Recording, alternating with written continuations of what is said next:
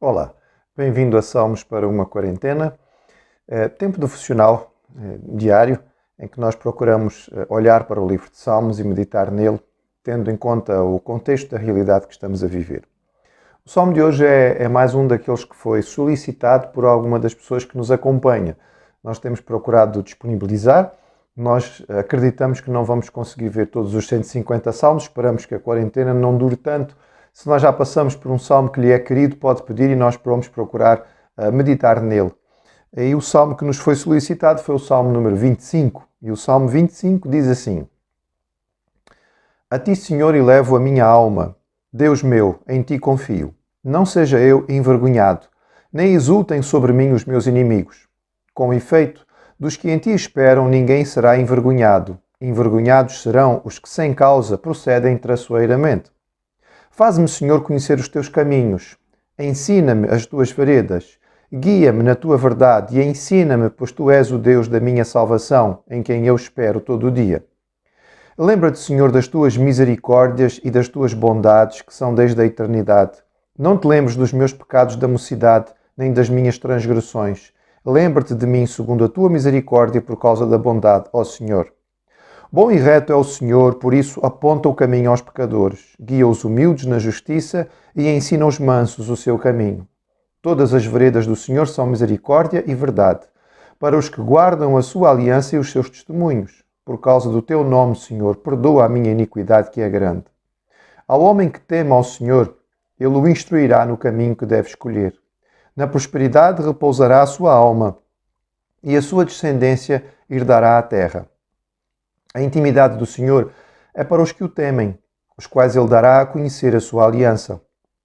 Os meus olhos se elevam continuamente ao Senhor, pois ele me tirará aos pés do laço. Volta-te para mim e tem compaixão, porque estou sozinho e aflito. Alivia-me as tribulações do coração, tira-me das minhas angústias. Considera as minhas aflições e o meu sofrimento e perdoa todos os meus pecados. Considera os meus inimigos, pois são muitos e me abominam com ódio cruel. Guarda-me a alma e livra-me, que não seja eu envergonhado, pois em ti me refugio.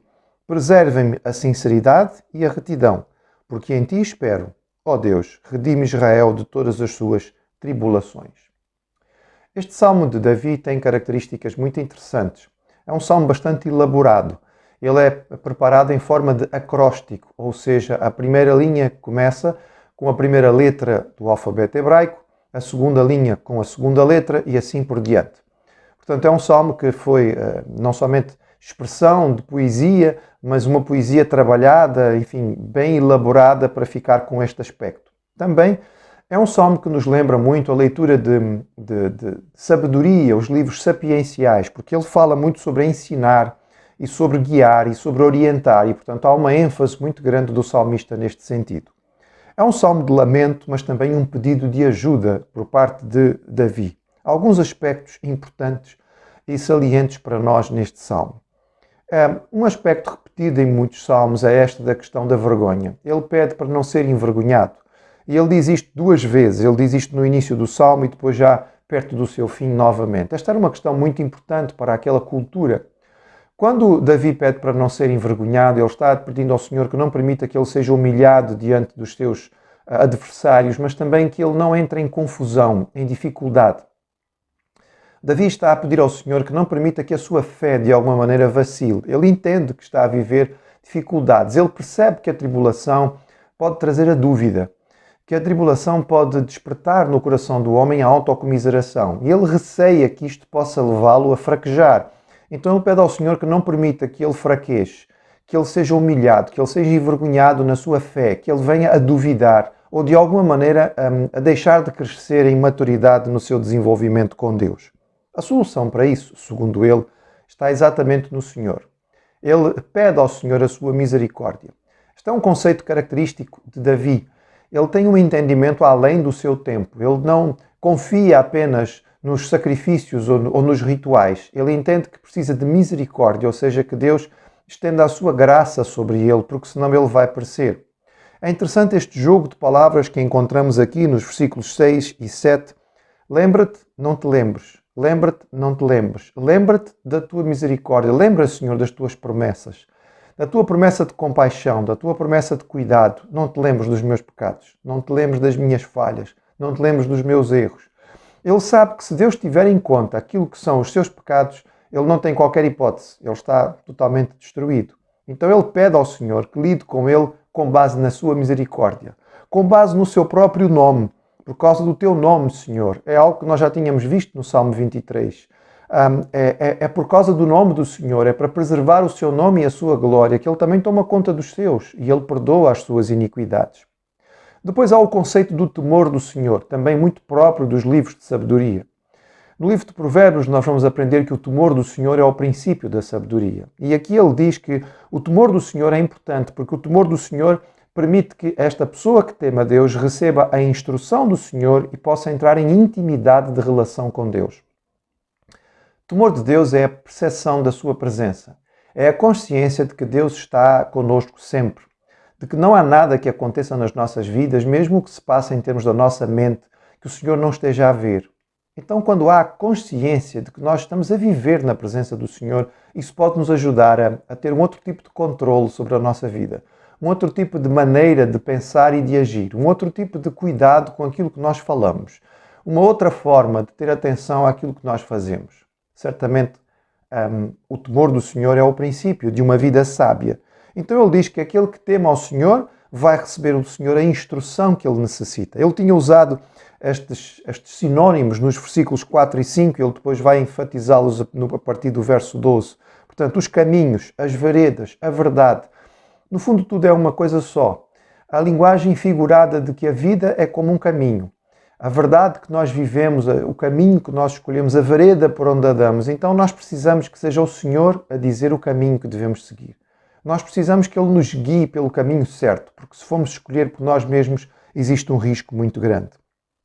O Salmo se desenvolve depois, mais uma vez, numa série de pedidos de misericórdia. São novamente reclamações por causa da dificuldade que ele está a viver, dos inimigos que se levantam contra ele e o seu clamor para que Deus o proteja. Há uma abertura de coração quando ele refere que há tribulações e angústias no seu coração. Isto é próprio de Davi, que apesar de ser um líder, ele não tem dificuldade em expressar as suas limitações e fraquezas.